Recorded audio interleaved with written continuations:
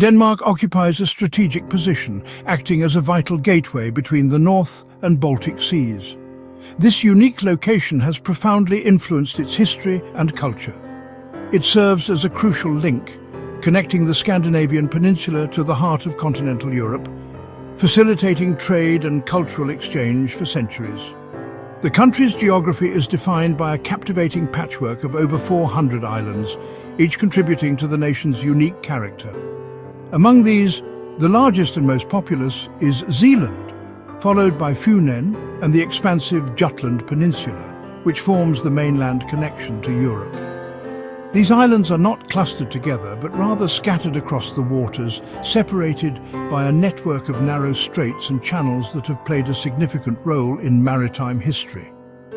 This distinctive location grants Denmark a unique and influential role in the broader context of European geography and geopolitics.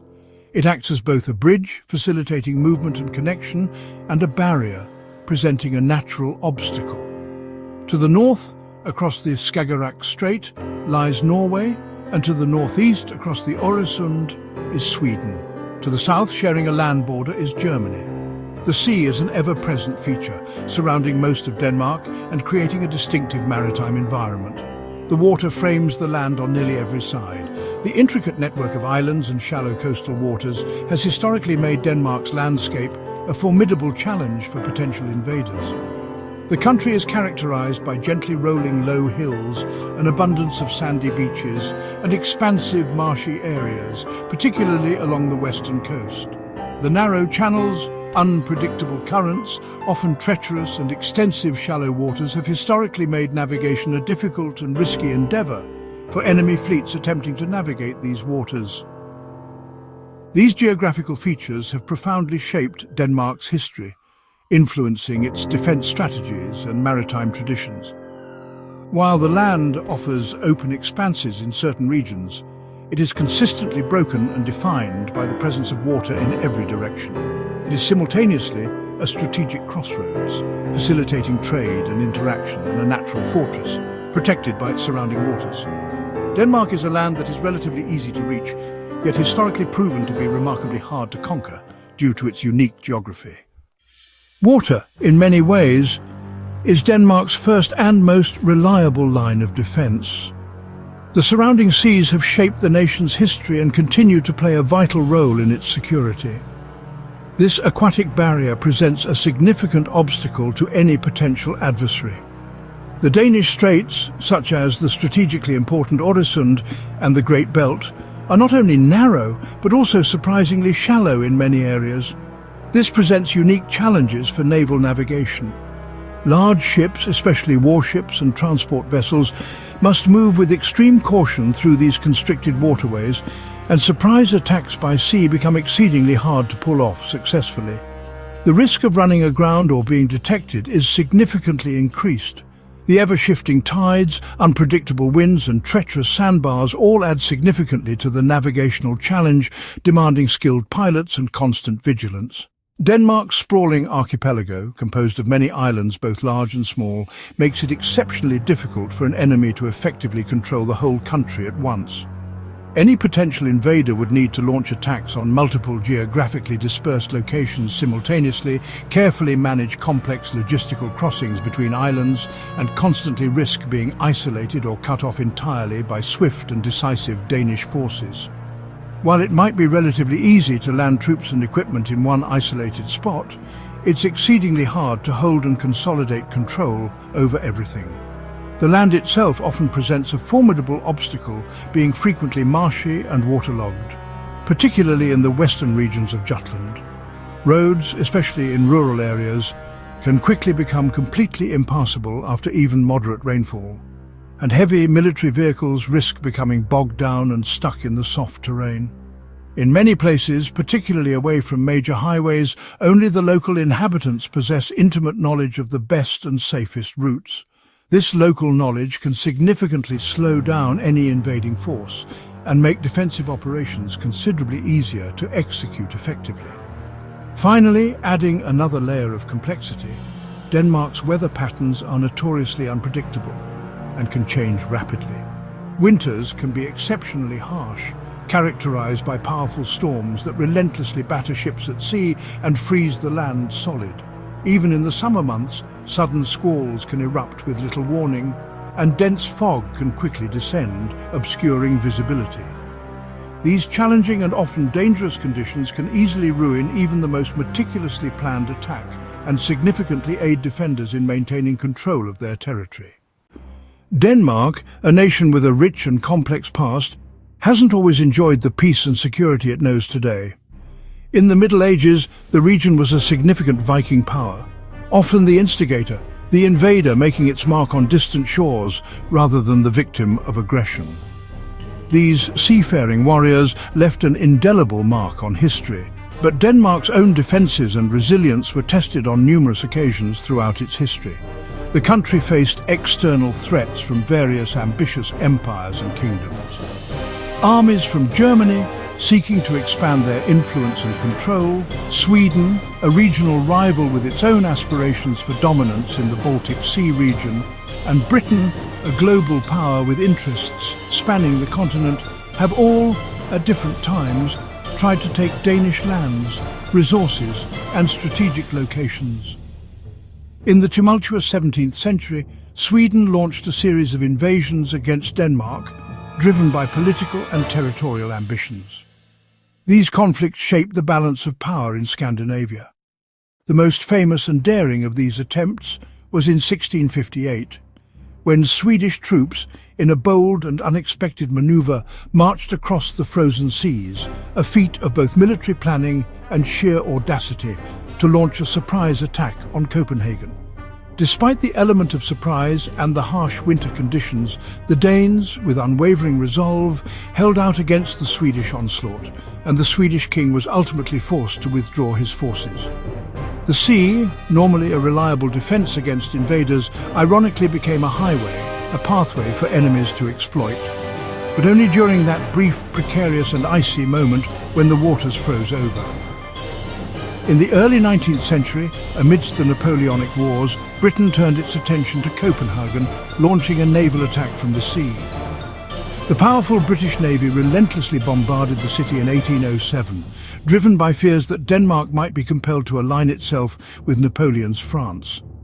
Copenhagen endured significant damage and destruction as a result of the bombardment, but despite the devastation, the British forces did not attempt a full-scale occupation of the entire country. In the more recent past, Germany launched two significant invasions of Denmark, once in 1864 and again during the Second World War in 1940.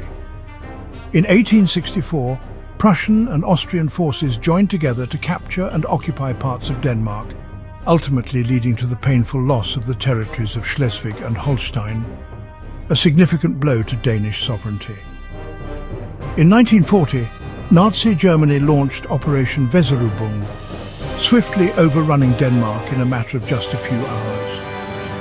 However, in a surprising turn, the subsequent occupation was characterized as being mostly peaceful, at least on the surface. The Danes, faced with the overwhelming might of a powerful and modern German army, recognized that they could not effectively resist alone, leading to a difficult decision to avoid further bloodshed and destruction. World War I did not bring invasion to Denmark. The country stayed neutral, using its geography as a shield. Both sides respected Danish waters, wary of mines and dangerous navigation. In World War II, Denmark was not so lucky. On April 9, 1940, Germany invaded. The attack was quick and overwhelming. Denmark's small army could not hold out against German tanks and planes. The government surrendered within 6 hours to save lives and protect the capital. During the occupation, the Danish resistance was active, especially later in the war.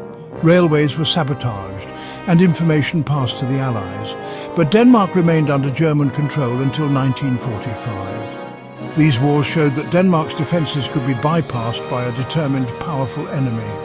Geography delayed attackers, but modern technology and overwhelming force can overcome even the best natural barriers. Today, Denmark has a modern, well-trained military. The Danish armed forces include the Army, Navy and Air Force. They are small compared to giant powers, but they are highly skilled and use advanced technology. The Danish Navy is particularly important. It patrols the seas around Denmark and guards the narrow straits. The fleet uses modern ships, submarines and fast attack craft. These vessels are designed for Denmark's shallow, changeable waters. The Air Force protects the skies and can respond quickly to threats. Fighter jets are based on the mainland and the islands, able to launch at short notice. Army units are mobile and can move quickly across Denmark's varied landscape. Denmark also invests in cyber defense and intelligence. The country works closely with its neighbours to spot threats early. While Denmark is not a massive military power, its forces are focused on defending a difficult homeland. Denmark is not alone in its defence. Since 1949, Denmark has been a founding member of NATO, the North Atlantic Treaty Organization. This alliance links Denmark's security to that of the United States, Britain, France, Germany and other powerful nations. If Denmark were attacked, NATO's Article 5 would come into play. An attack on Denmark would be seen as an attack on all NATO members. This threat of collective response is a major deterrent to would-be invaders. Few countries would risk war with the entire alliance. Denmark trains and operates with other NATO countries. Its ports and air bases are important for moving NATO forces quickly in case of crisis. Denmark also hosts radar and surveillance sites that help monitor Northern Europe. This alliance makes Denmark much safer than it would be alone. Any invader would not only face Danish defences, but also the combined might of NATO. This partnership is a cornerstone of Denmark's modern security. Many people believe Denmark is impossible to invade because of geography and alliances. Some imagine the country as a fortress, unbreakable by any enemy. But this is only partly true. History shows that strong attackers can still succeed. Some myths say no army could cross the straits or survive the marshes. Yet Sweden crossed on ice. Germany invaded by land and air. The sea can be a barrier, but not always. Modern technology, planes, helicopters, missiles, can bypass old obstacles. Another myth is that NATO makes Denmark untouchable. NATO is strong, but it depends on political will. In a crisis, allies must act quickly and decisively. There are always risks if an enemy moves fast enough. Finally, some believe Denmark's small size is a defence. It can help. Small countries are harder to control. But it also means fewer resources for defence. The real security comes from a mix of geography, alliances and smart planning. Denmark's geography is both strength and weakness.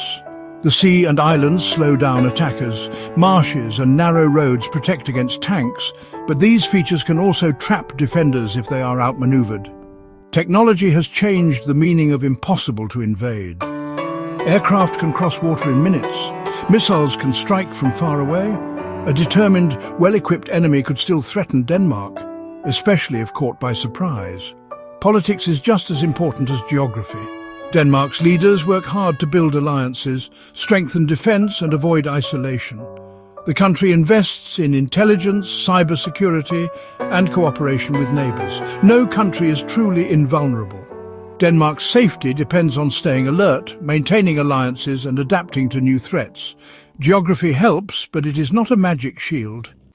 So is Denmark impossible to invade? The answer is, no country is truly impossible to invade. Denmark's geography makes it hard to conquer. Water, islands and tough terrain all help.